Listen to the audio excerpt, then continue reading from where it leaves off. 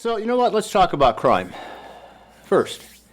My father always used to say to me, if I had a nickel for this and for that, and I never really understood what he meant until now, because if I had a nickel for everyone who ever said to me, Mexico, with all the places you've been, are you kidding me? A crime and corrupt, why there? Why Mexico?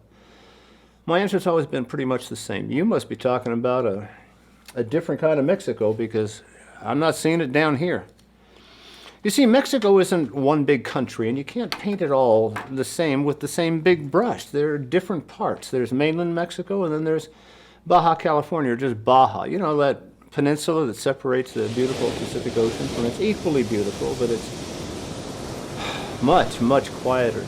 Sea of Cortez, or as most Americans like me call it, the Gulf of California, or Jacques Cousteau called it the world's aquarium because of its abundant sea life, and it's a natural habitat, a protected reserve now. It's kind of like you've got the U.S. and then you've got Hawaii. Now, we're here just south of San Felipe, about as far as you can get from all that crime and drugs and gang wars you hear about on time to time on the nightly news up there. That is, of course, when you guys aren't broadcasting your own mass murders and school shootings and everything else that's going on in the U.S. these times. In fact, it is so peaceful and quiet down here that you could actually call it the Canapali or Kapalua of Mexico. Because while a number of Mexico cities do have very high crime rates, admittedly, now that's the number of violent crimes that get recorded every year per 100,000 residents. The cities and towns along the inner Baja coast, like San Felipe, with our crime rate of 0.025. And Loreto, about 500 miles south of us down there, with its negligible, a little larger, but equally negligible figure, these places hardly even register a blip when it comes to crime stats. And yes, I did say 0.025 crime rate. That's like 5 murders in the last 25 years in San Felipe, compared to what? Hundreds, thousands in Mexico's more popular tourist destinations, not to mention the U.S. So let's do this. Before we get into crime stats and the cities that's going on, let's really take a look at the U.S. compared to Mexico when it comes to crime. And let's first look at OCLs, or overall crime levels. In Mexico, you can see they're 57.18, whereas in the U.S., that's 55.84, about even. Now, murder rates, as we can see, about what we'd expect. Mexico, 15, U.S., 5. And that's mostly because of the cartels in Juarez and Sinaloa and the other major drug areas in mainland Mexico. Well, I got to tell you, they leave bodies hanging from light poles almost every night. But let's say you're not thinking of going there. Let's say you're looking at a safer city, and there's a lot of them, where there's not so much murder. So let's talk about, rape. How about that? That's everywhere. Mexico, 13.2, U.S., 27.7, almost double, more than double. How about total crimes? Mexico, 1.52 million versus the U.S. with 41.29 million. That's a per capita rate of 14.21 in Mexico versus 41.29 in the U.S. It's incredible.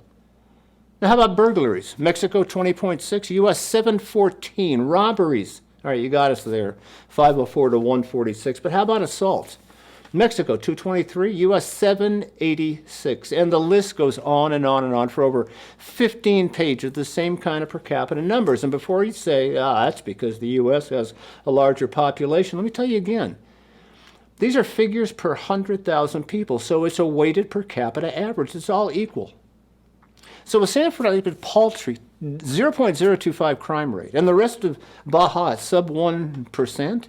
Without Tijuana, of course, which unfortunately happens to be the murder and crime capital of not only the country, but the world. The question you should be asking yourself, because we did, why? Why is the inner coast of Baja, and Baja in general, why is it so much safer than the rest of Mexico? So I asked 2 of our neighbors down here at Rancho Costa Verde, a husband and wife team, where he's a decorated LAPD homicide detective. He doesn't know, I don't know who does. He retired after spending 30 years, almost 30 years, immersed in the results of the drug and gang violence and the cartels that we have here in Mexico, on the streets of LA. And she's an equally decorated Mexican-born and retired FBI special agent who spent her entire career infiltrating and bringing down some of Mexico's and South America's most notorious cartels, both countries. Now, if they don't know what the truth about why all the violence skipped San Felipe and the Gulf in general, I don't know who does. You know what she said? It simply doesn't pay. And it comes down to logistics. You see, even criminals have to have a workable business plan that involves logistics, how to get products from here to there, and with the least amount of problems and hassles, least amount of cost, and the least amount of loss. And when you're talking about Baja, there's a 150-mile wide ocean or sea separating Baja's east coast from where Loreto and San Felipe are, from the drug and cartel routes that start out not in Mexico but in Central and South America and then run up directly through the mainland Mexico. Nothing goes through Baja. And the drugs that are manufactured in Mexico, they just join those already established routes in their journey up through the mainland into Mexico, into the U.S.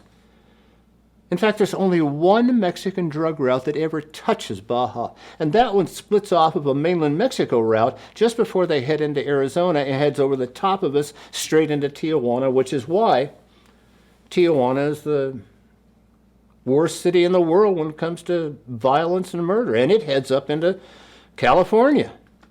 It simply doesn't pay to ship drugs to scarcely populated small towns on the other side of the Gulf where the U.S. is a straight shot up the mainland directly into the U.S. Now, I'm no FBI agent, but I can listen, I can read, I can investigate, and I can Google, especially when it comes to my family's and my safety and welfare. And darned if she wasn't right. Because you know what? In more than 2.5 years down here, neither my wife nor I, nor anyone we know, has ever seen so much as a flicker of crime. Not even a fist fight in a bar or a back alley somewhere. It just doesn't happen here. There's just good, honest, hard-working people who can't seem to do enough for each other around here. And there you have it. Why Baja is considered the Hawaii of Mexico, and why it's comparatively so safe down here. But in mainland Mexico, not so much. But don't get me wrong, as I said before, you can't or shouldn't paint all of Mexico with the same broad brush, and the same holds true for the mainland. There are beautiful, wonderful, safe, elegant places all over mainland Mexico that we're going to visit and talk about in later videos. But for now, when you talk about crime, just understand that it's necessarily confined to certain geographic areas, just like it is in the U.S. and all over the world. And it's my job here to help you try and understand and know where you can feel safe in the whole of Mexico, not just Baja, and where you simply can't. So let's talk about mainland Mexico. And that's coming up next.